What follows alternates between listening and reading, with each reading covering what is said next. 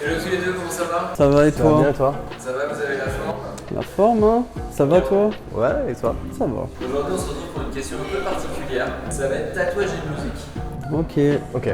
Est-ce que déjà vous pouvez décrire un peu votre style musical pour commencer? J'ai pas un style défini, j'aime beaucoup de choses. Ça varie du classique, jazz, jusqu'à musique moderne, techno, minimal, etc. Tant que ça sonne bien dans mes oreilles, je suis cool. En plus, je suis musicien, donc la musique ça me parle beaucoup. Moi, énormément de choses aussi. Tout le prisme de la musique électronique, on va dire. De la musique concrète à la drum and bass, les choses comme ça. Un peu de rock alternatif, du jazz. Ouais. Un peu de tout aussi. Du coup, la question que je vais vous poser, ça va être si vous deviez créer un tatouage inspiré par une chanson ou un album, lequel serait-ce et pourquoi? J'irai 2 albums, Compro de Ski Mask, qui est un album de musique breakée, électronique breakée, ambiante, qui va un peu dans tous les sens, mais je pense qu'il définirait bien mon style. Et Cocoon Crush de Object, qui est un double album de sound design, un peu musique de recherche expérimentale aussi, qui va dans tous les sens. Très orienté science-fiction à mon goût. Et à quoi ça ressemblerait?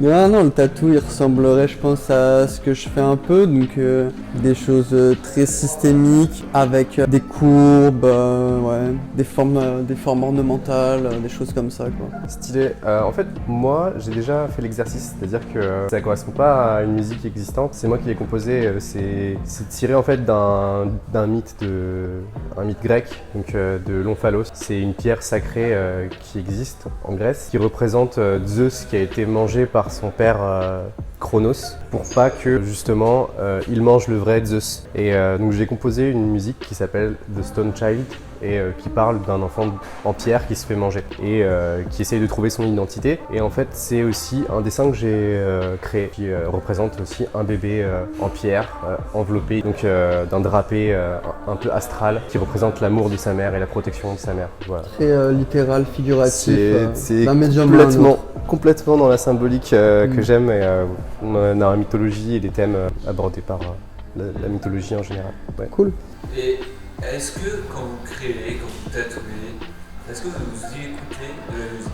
Ça dépend avec qui je tatoue. Je peux pas passer tout ce que je veux avec tout le monde parce qu'on me demande de changer. Sinon, ouais, complètement. Pour se mettre dans un bon mood, même ça stimule, ça permet de se concentrer. La musique peut jouer un rôle super important, autant je pense dans le processus de création du tatou qu'après dans la réalisation. Au niveau de l'influence et du traitement de l'image après. Moi je suis un peu pareil, la musique a un double rôle, c'est-à-dire qu'elle inspire mais aussi elle canalise l'énergie. Moi je sais que je suis très distrait par les environnements. D'ailleurs au shop il faudrait qu'on varie un peu plus. T'as là la techno c'est sympa mais il faudrait qu'on varie un petit peu la musique. Non.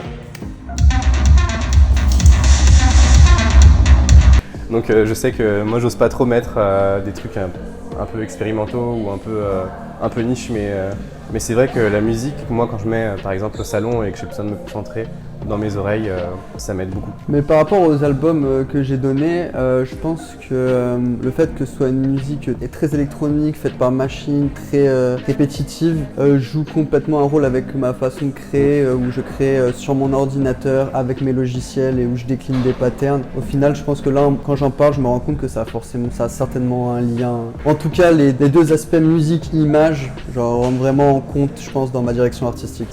Moi j'aime bien ce que tu mets au shop en général. Merci. Ça casse la tête de certains. Ouais, ça casse la tête, mais ça justement le côté en fait système, ça te met un peu dans une stase, dans une espèce de phase de travail hyper productif, hyper concentré, hyper focus. Là, c'est focus. Ouais. Et mais ça correspond bien aussi à ta méthode, donc c'est chouette. Il faudrait qu'on se laisse plus tourner le son au shop parce qu'on peut découvrir la personnalité des autres via la musique, pas que via les tatous.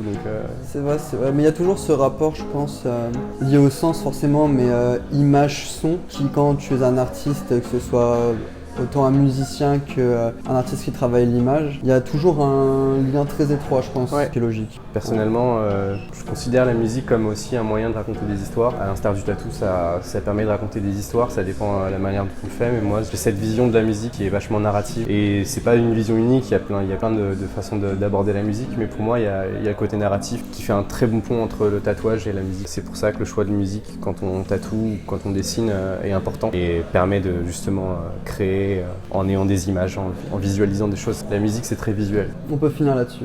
Abonnez-vous à Maison Python, abonnez-vous à la chaîne YouTube et likez, partagez et profitez des meilleurs morceaux que vous aimez. Vous pouvez mettre en commentaire vos meilleurs morceaux ou sur lesquels vous aimeriez qu'on travaille pour créer des visuels.